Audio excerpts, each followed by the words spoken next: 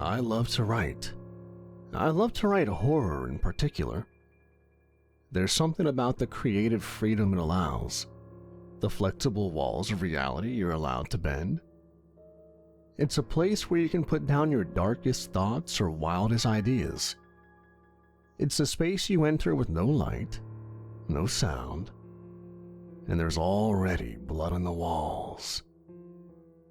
Horror is a sticky, upsetting ordeal where you engage in a contract with the author that gives him or her permission to get inside your mind and rip out your insecurities by the gory handfuls. As scary as it can be to experience these things as a reader, it's worse for the author.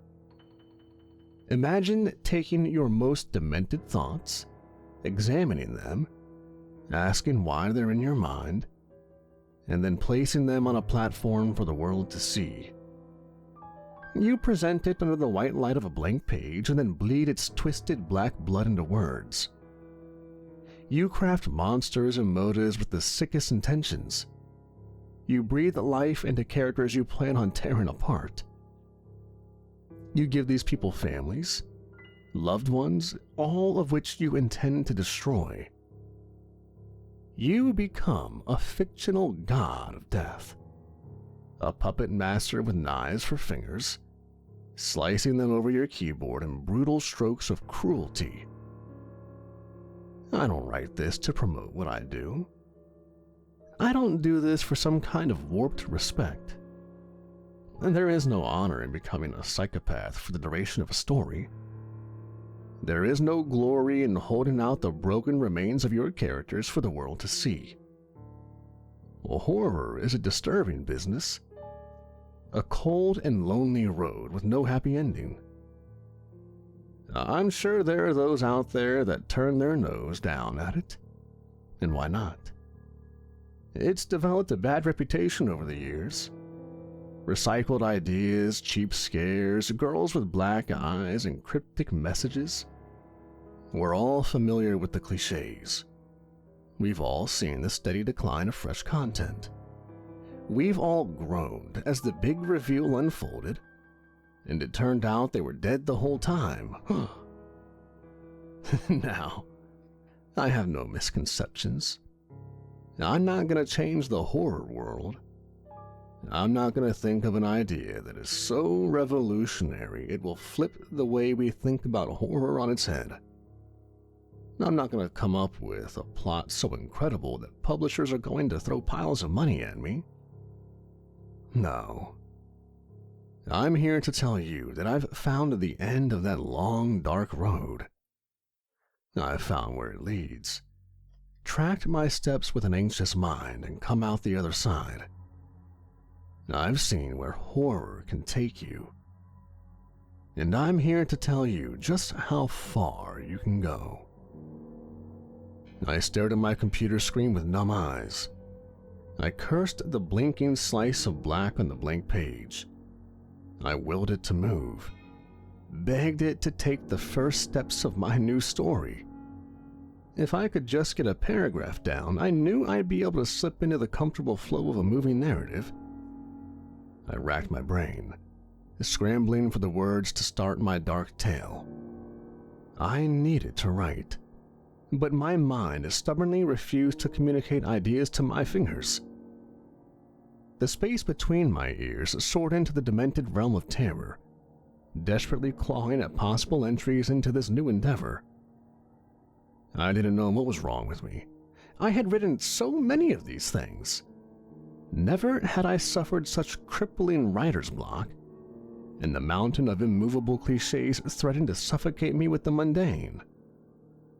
I'd already tried the usual brain stimulation, long car rides with loud music, sitting in the dark while chain smoking, watching my favorite horror movies. Nothing seemed to tickle that muscle in my head that sparked my supply of spooks and scares. I sat up in my chair and ashed my cigarette into an empty beer bottle. I took one last drag, and then shoved the butt down the neck of the bottle, listening to it sizzle in the dregs. I pulled another one from my pack and lit it, begging the nicotine to ignite my mind into action. Smoke rose from my lips in waves of indifference, and I rubbed my face in frustration. I wanted to do something big, something that no one had done before. I wanted to create a name for myself in the world of horror, a legacy that remained long after I did.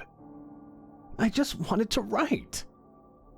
I had done fairly well for myself in my recent literary excursions, building a small following in some online communities. Most of the feedback was positive, which, in turn, fueled my desire to do something bigger and better, really give my readers something that would wow them. It's the dream every young author goes through when they first start out. But then the ideas begin to fizzle, and you burn through all your good material, much like an aging comedian, but, with less gore and severed heads. I took another drag from my cigarette and drummed my fingers on the desk. Maybe I had nothing left. Maybe I had exhausted all my ideas and now was left with nothing but fresh takes on old ideas. It was discouraging, frightening. What if the inspiration I had so passionately begun this journey with was now diminishing into the frayed remains of worn-out tropes? No, I couldn't accept that. I had so much more to offer, so much more to give. There was a black fire in me that I hadn't revealed yet. There was a hunger buried in me I hadn't yet explored. I lived with it my whole life, shielding myself from it, denied it. But it was there, and it burned hotter with each day. The more I immersed and dedicated myself to all things horror, the more I wanted to push the limits. With each successful story, I was fueled to take the reader to darker and darker places. And in doing so, I felt my hunger expand and rise, its gaping jaws begging for forbidden flavor. I knew where I was headed. I knew what I wanted to do. Damn it, I muttered, stubbing out my cigarette and pulling up my web browser. I needed to do something about this intolerable writer's block and find some way to get the wheels turning. I browsed a couple of my favorite horror sites, flicking through the images and articles with eyes that weren't really paying attention.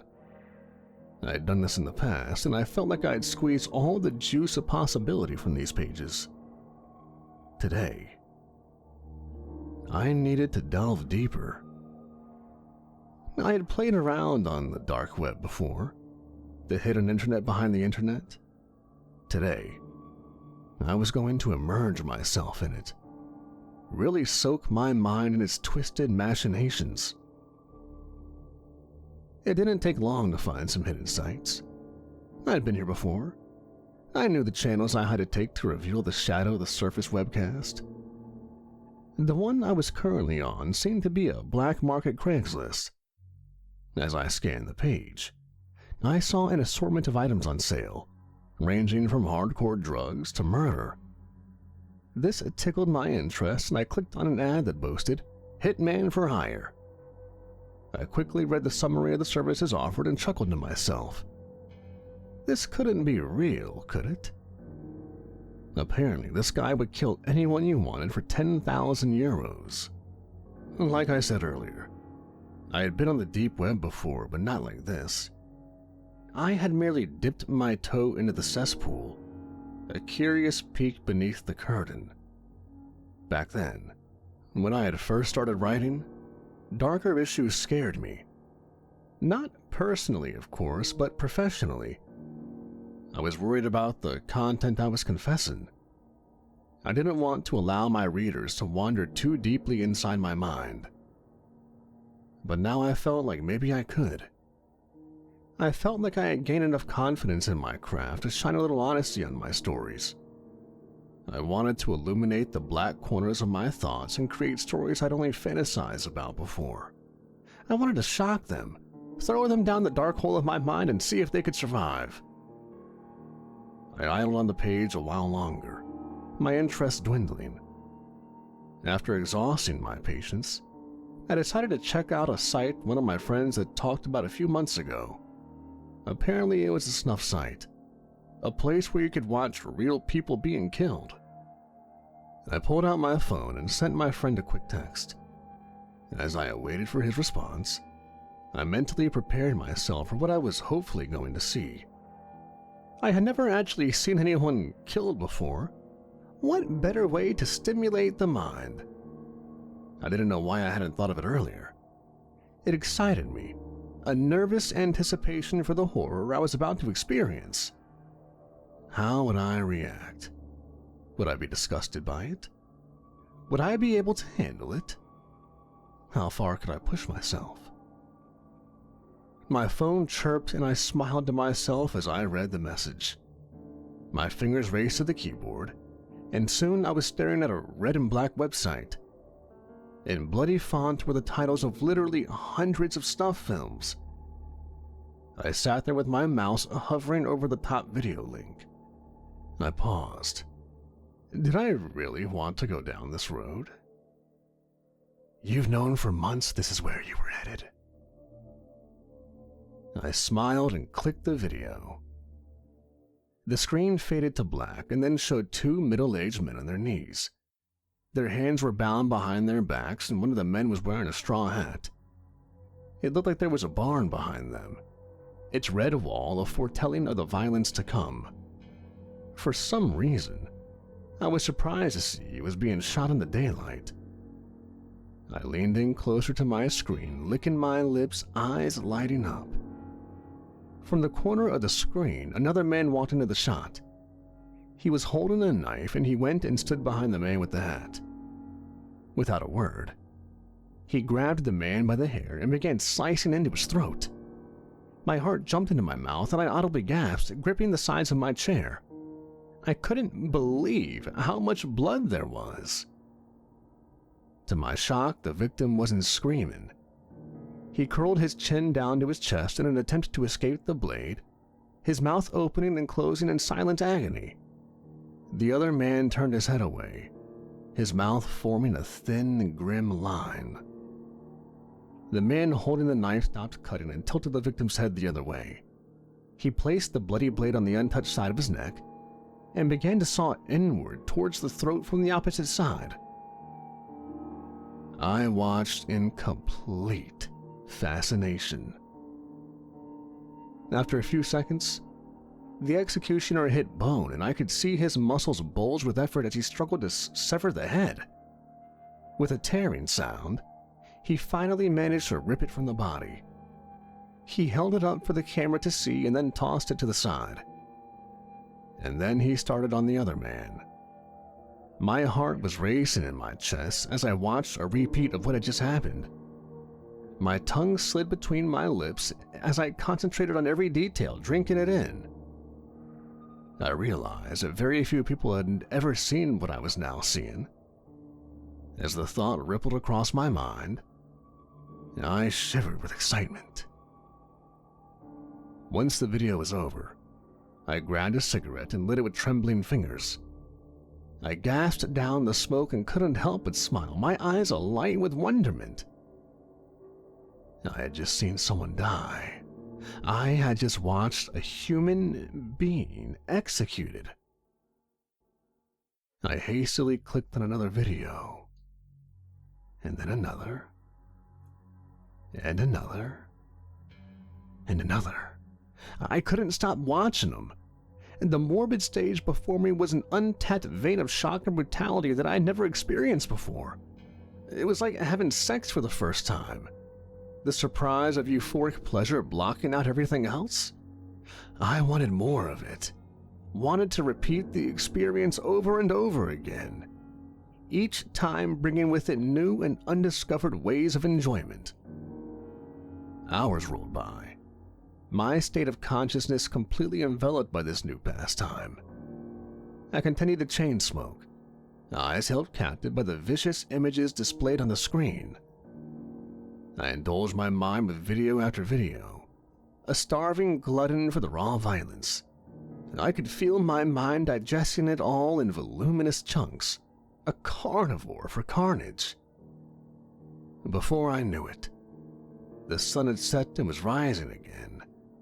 The magnificent beauty of its spanning color a contrast to the depraved, pernicious image. I stared out the window, blinking as the creeping light crept over the horizon. My mind was fatigued, enervated by the monstrosities I had witnessed. I rubbed my hands over my eyes, pulling sleep from them like cobwebs. Good grief, I muttered to no one. My life began to develop a predictable pattern after that night. I would go to work, come home, and watch hours and hours of snuff. I would close the curtains, smack a cigarette from my pack, and dive back into the deep web. It was all I ever craved. After a couple weeks, it was all I could think about. I floated through my days, working my day job in a dreamlike state, and then rushing home to repeat the cycle. The more videos I watched, the more my hunger grew. I felt something emerging from inside of me. The deep darkness I had kept hidden for so long. It crept out from its lair and began to fill me, its long tendrils coiling around my mind in an obsessive grip.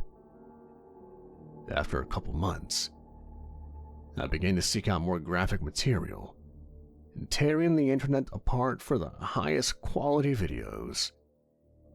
I wanted to find the bottom of the well, the absolute peak of human cruelty.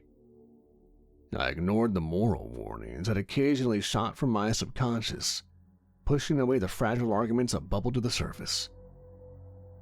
And just when I thought I had reached the end of the road, just when I began to wonder if I had seen everything there was to see, I found them. I found red rooms. It was almost an accident, my finding them. I was chasing a link down an endless rabbit hole when I found myself on a site I'd only dreamed existed.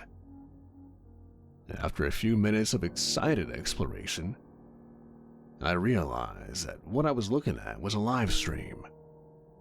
A couple feet from the camera was a man bound to a chair. He was weeping and seemed to have given up hope of escape.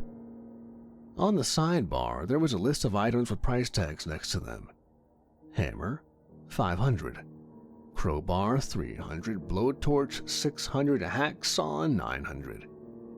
And the list went on and on. I couldn't believe it. I could buy instruments to torture this man? Is that what I was looking at? Just the thought sent a shiver of raw excitement run down my spine. Who was watching this right now? How many people were sitting at their computers pondering this man's suffering? There was a timer at the top of the screen that read 3:17 and was counting down.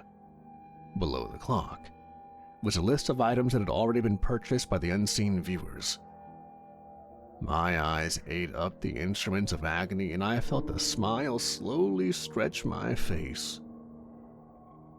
I was going to see this man crawl to his death, ripped apart piece by piece in a grand showing of live snuff theater.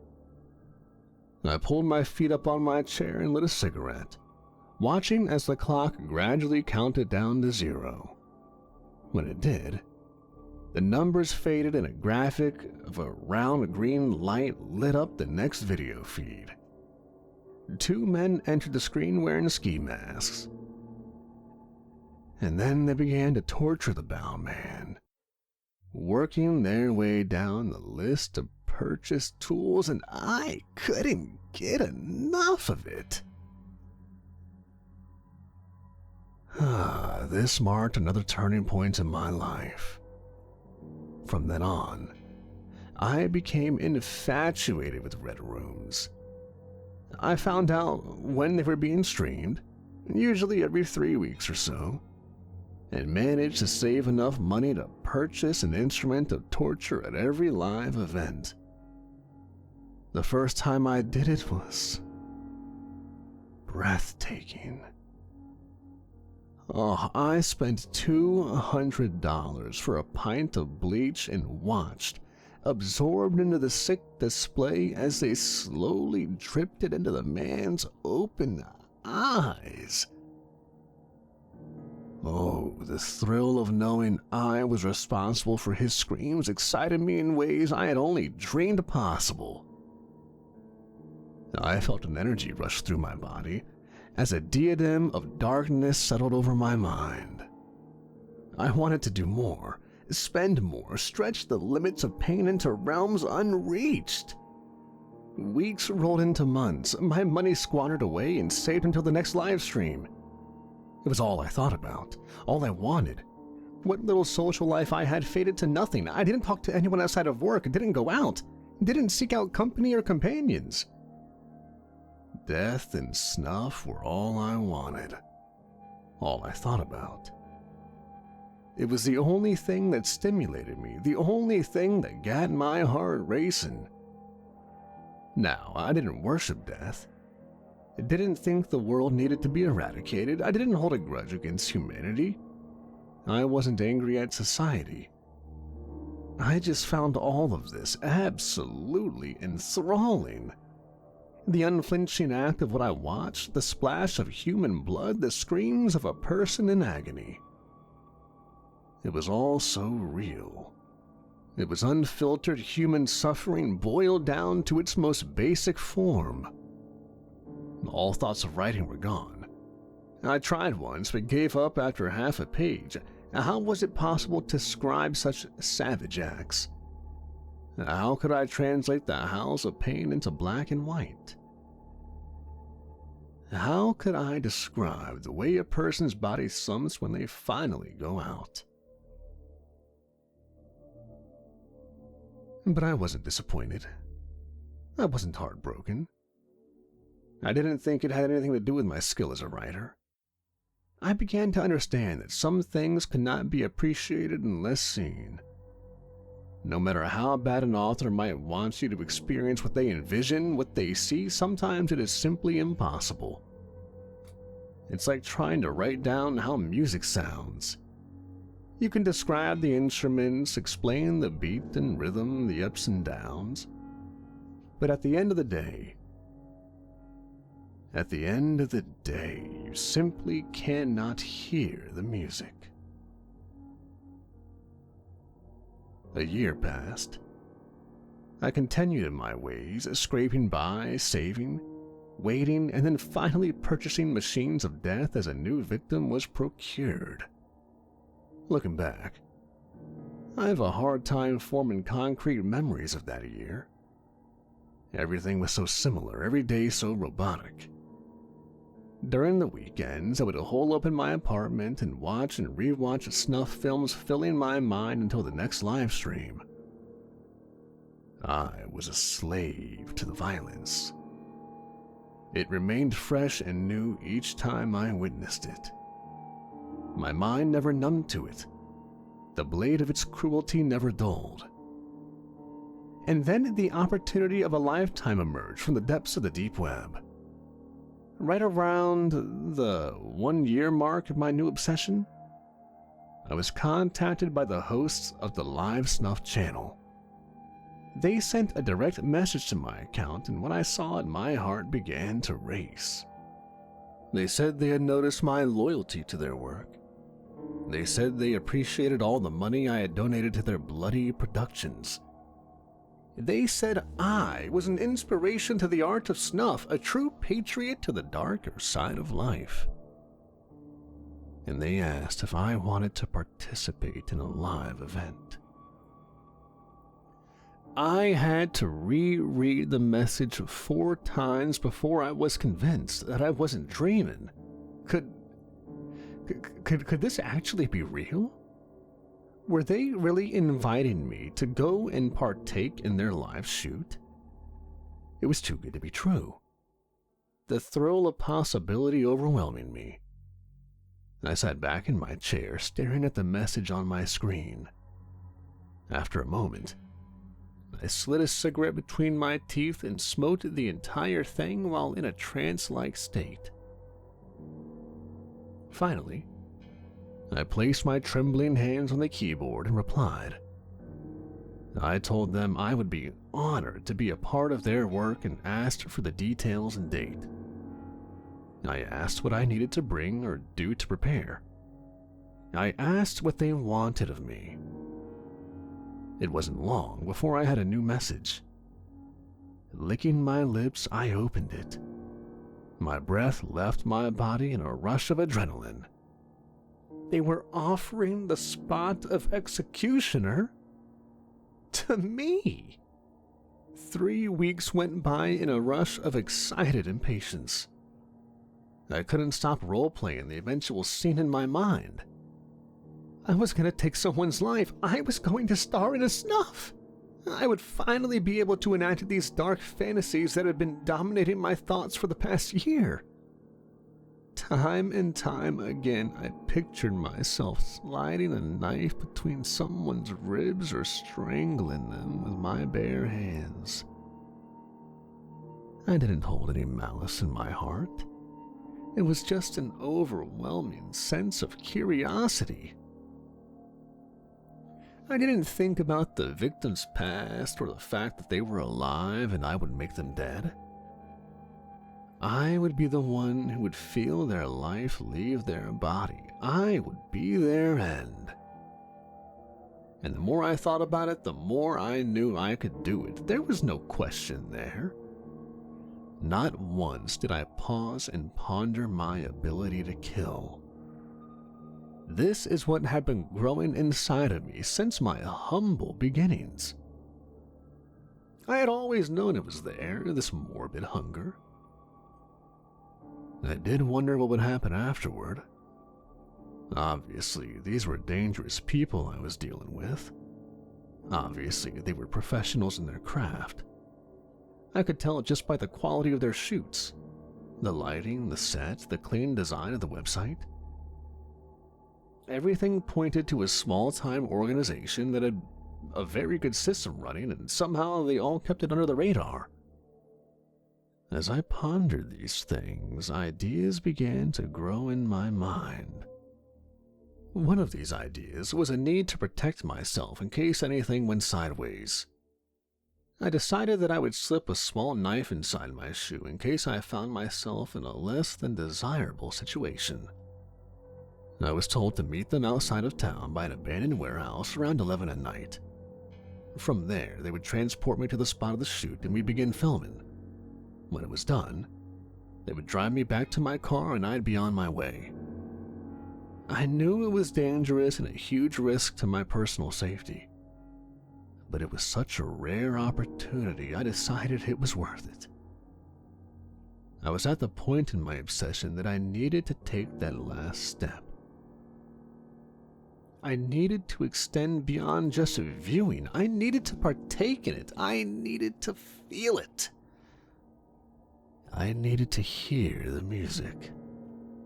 I needed to see the color.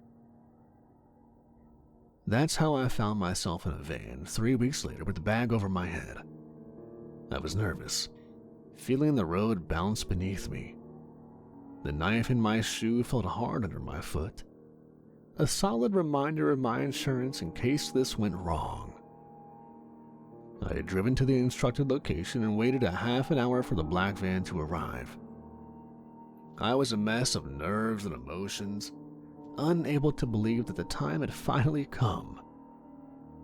I had spent so much time imagining this moment, I couldn't fathom that it was actually happening.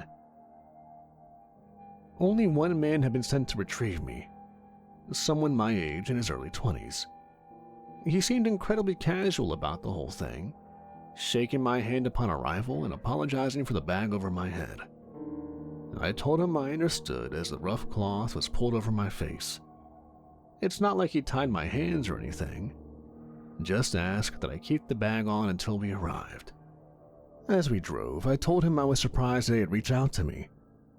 I heard him chuckle and say that sometimes, as an incentive to keep watching the live streams, they'd allow dedicated viewers to perform the executions. He said I probably hadn't noticed in the past, as each person was required to wear a black jacket and a ski mask that they provided. He said they would have contacted me sooner, but they hadn't traveled out my way in some time. Obviously, they moved around a lot, and when they were in my neck of the country, they decided it was time to extend a hand. I told him I greatly appreciated the opportunity and silently felt a little uneasy that they knew where I lived. Eventually, after about an hour, we came to a stop and I was allowed to remove my mask. I blinked and scrubbed my eyes, letting them settle on my surroundings. We had stopped at another abandoned warehouse, this one much larger than the one I've been picked up at. It was surrounded by swaying trees that danced in the moonlight. A gentle breeze filled the air. The man who drove me got out of the van and motioned for me to do the same. Gravel crunched under my feet as I followed him towards the looming superstructure. It was a mess of broken brick and jutting steel beams, a relic long forgotten by time and man. I felt the wind rustle through my hair and I breathed in the quiet night. I could tell by the inky sky just how far they were from any kind of civilization. We passed a few parked cars and then entered the silent ribcage of broken construction. It was dark, the way lit only by the glowing moon. The man leading me seemed to know where we were going and told me over his shoulder that we were shooting in the basement. I stumbled over loose rubble and stayed close to my guide, feeling the pull of excitement tugging me. I followed him down some wide stairs, being careful not to trip, and saw lights at the bottom. We reached the basement and I was overcome with a sense of awe. Sitting in the middle of the vast open basement was a man bound and gagged to a chair. His head slumped to his chest and I could tell he was unconscious. Surrounding him were stage lights, set up and connected to a running generator. They were spaced out to light the scene, but far enough that they wouldn't make it into the live stream. 2 men were set up 10 feet from the bound man, an array of wires and boom mics entangling their space. One man had an expensive-looking camera mounted on a tripod and was testing its functionality in frames, while the other man placed multiple mics around the lights. Both men barely looked up at me, their scruffy faces indifferent to my arrival. The last man turned to me and came to meet us at the bottom of the stairs, a big smile on his face. He was about 30 years old and had a hollow look around his eyes. His face was gaunt and pale, but not sickly. He looked like someone who had seen hell and decided to make the most of it. He shook my hand and dismissed the driver to go back to the van and wait for me to come back up when the deed was done. I watched him go, a sense of wonder filling me. This was actually going to happen. I was really going to do this. "You nervous?" the man asked, still smiling and gripping my hand. I shook my head. "I just can't believe you're actually letting me do this. I can't help but wonder what the catch is." The man snorted. "No catch, man. Just a way of saying thank you for all the money you put into our little illegal operation. And no one cares who's doing the actual killing, just so long as the viewers get to see their tools used. Why not give back to the community, you know? Let someone live out a fantasy." I looked at him. "Is that what this is to you? A fantasy?" I saw his eyes grow distant and his tone shifted slightly. "It used to be. I had a partner who enjoyed this more than me, but, well, things didn't end up working out. I see this as a sickness I live with. I can't make it go away. It can't stop my need to kill people. At one point in my life, I almost killed myself over it, but eventually I learned to live with it. And then I learned how to make a profit from it. Work with the gifts God gave you, am I right?" I nodded, feeling things cement in my mind. He pointed to a workbench at the far end of the basement.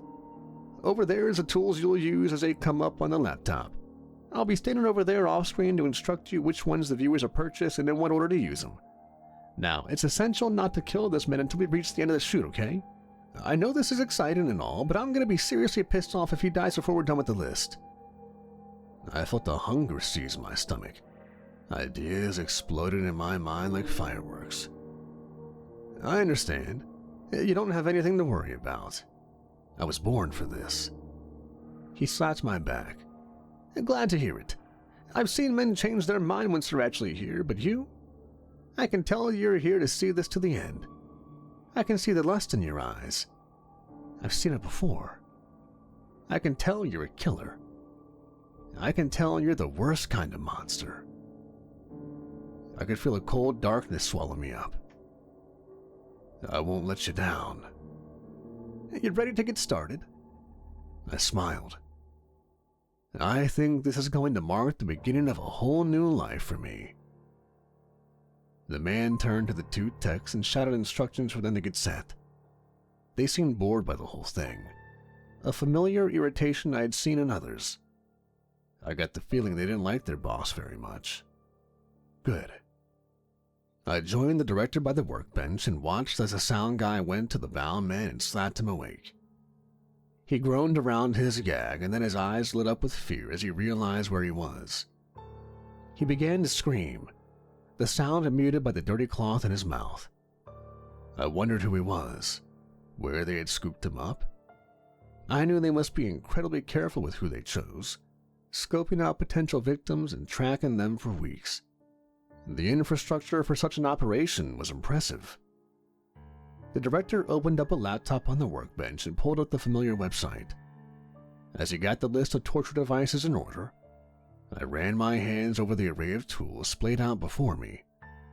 My fingers brushed over the cold steel, the possibilities of each one alluring me to its grip. I smiled, my mind set. There was only one way this was going to go. There was no turning back now. Okay, the director said, eyeing the screen. Wow, looks like the first one up on the list is a chainsaw. He turned to me. Now be careful with this one, don't get carried away. Maybe cut up his legs a little bit, hack off an ear. Nothing fatal or too bloody. This is a tricky one to start with, we have a lot more to go, okay? I spotted the massive weapon on the floor by my feet and picked it up, gripping it with sure hands. This is a fantastic choice, I said, smiling. Good, now here, put these on, he said, pulling out from beneath the workbench a black jacket and ski mask. I bent and scooped them up, my wardrobe for the performance. I pulled the ski mask over my face and was pleasantly surprised at the freshly washed aroma. The jacket was a little big, but I dutifully buttoned it up and tested the stiffness, flexing my range.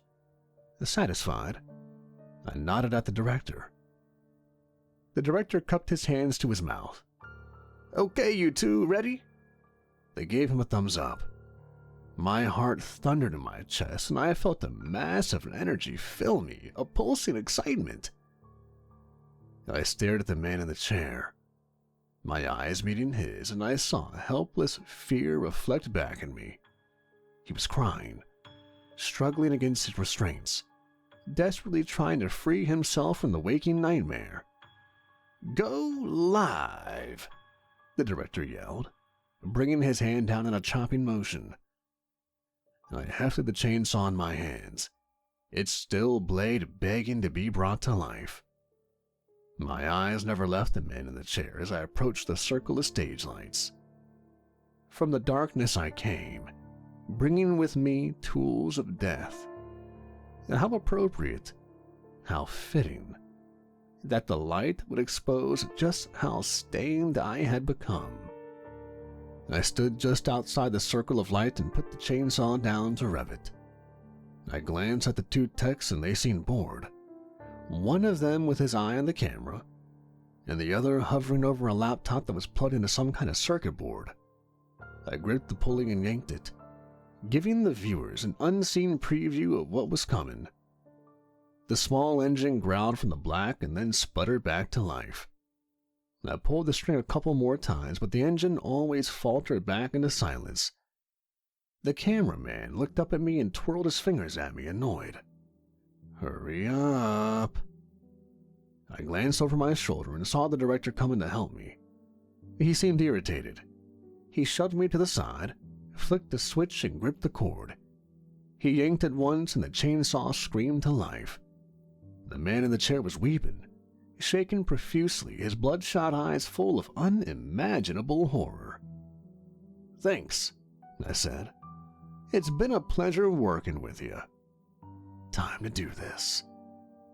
I suddenly grabbed the director and shoved him towards the man in the chair. Surprised and caught off guard, he tumbled forward into the view of the camera. He tripped into the bound man but caught himself as a chair rocked from the collision.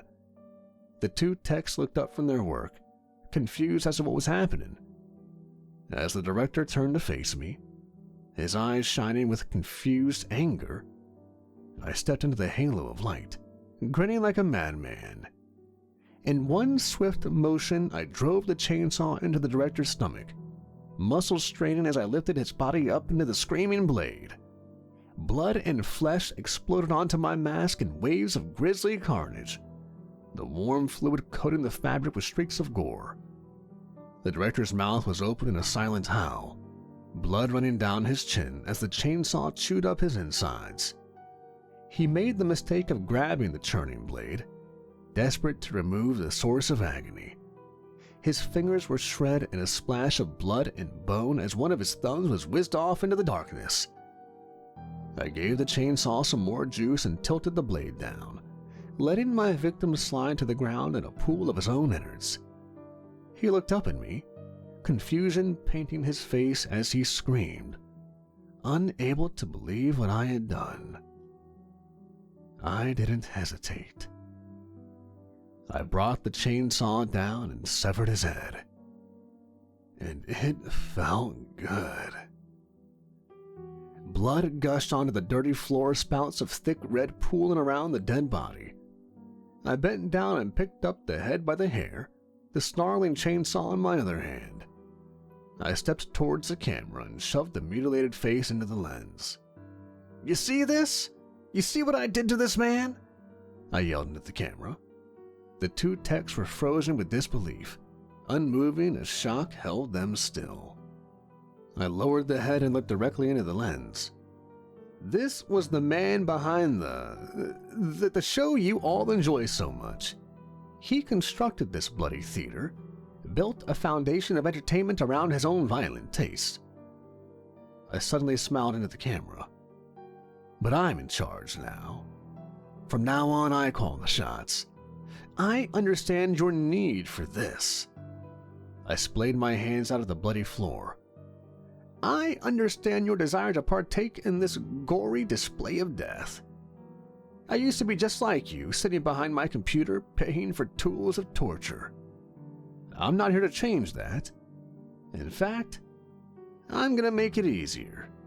I'm going to lower the price on the site. I'm going to host more events, and I'm going to raise the quality of what you're paying for. I want to give you the performance you deserve.